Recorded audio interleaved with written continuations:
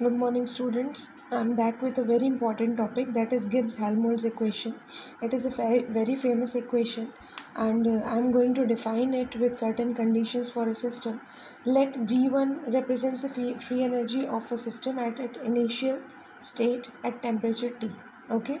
Suppose the temperature rises to T plus dt. This is a very small change in temperature, and now the free energy at this temperature becomes G1 plus dG1.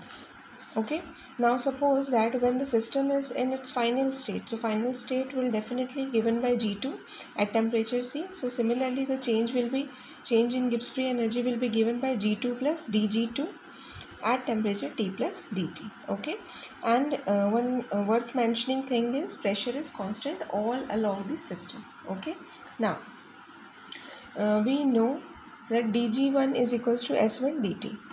Okay, in previous lecture you can go through, we have learned that dg is equals to s1 dt minus s1 dt. Similarly, for the final state of the system you will have dg2 is equals to minus s2 dt. Okay, so what you will do, you will subtract this equation which is known as equation 1 from equation 2, and on subtracting you will find out the difference in the free energies, okay, from the final state to initial state. So here we comes and we have this equation, and this change can be denoted by del G, and this change again can be denoted by del S. So this is the equation we got after subtracting. Now we know that the pressure is constant for the whole system, so we can write it like d del G minus del T, where pressure is constant, is equals to minus del S. Okay, now we know that from the Helmholtz equation, and we know that del G is equals to del H minus T del S. So what we will do, we will try to find out the value of del S from here, and after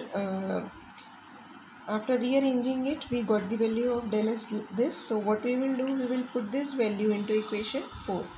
When you will put the value of this into equation 4, you will get this equation, and finally after rearrangement you get this equation, del G is equals to del H plus T del G by del T when pressure is constant. Okay, so this equation is Gibbs-Helmholtz equation, and it is applicable to all processes occurring at constant pressure.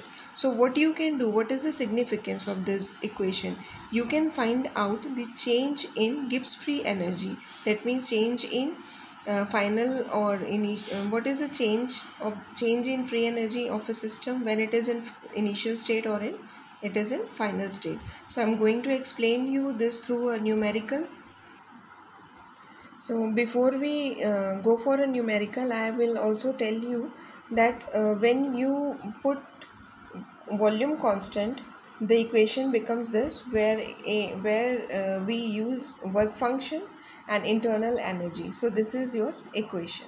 Okay, now let us take a question so that you can understand Gibbs-Helmholtz equation easily. So the question is, the free energy change del G accompanying at given process is, okay, minus 85.77 kg at 25 degrees centigrade, and this kilojoule at 35 degrees centigrade. Okay, so we have to calculate the change in enthalpy for the process at 30 degree centigrade. Okay, so what we will do, whenever you go through any of the question, first you have to go through at least twice so that you can understand what the question has asked you.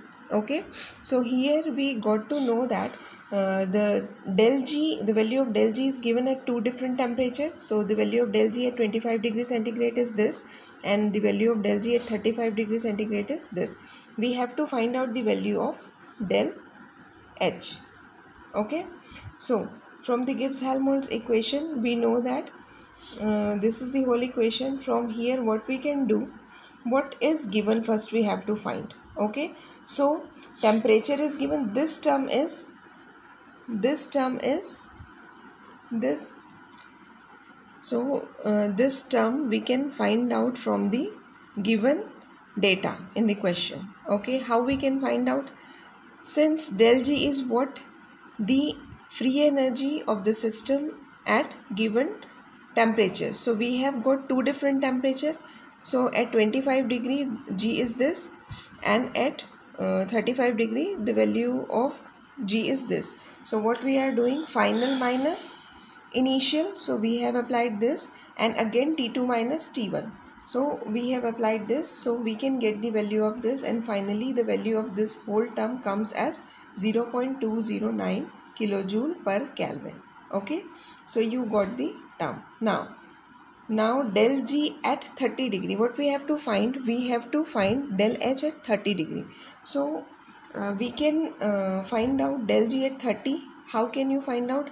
Because the value of del G at 25 and 35 is given. Okay, so the average of this both temperature will come as the value of del G at 30 degree. So what we do, we took the average, and the average value of del G at 30 degree comes at this. Okay, so now we got whole values of the given equation 1.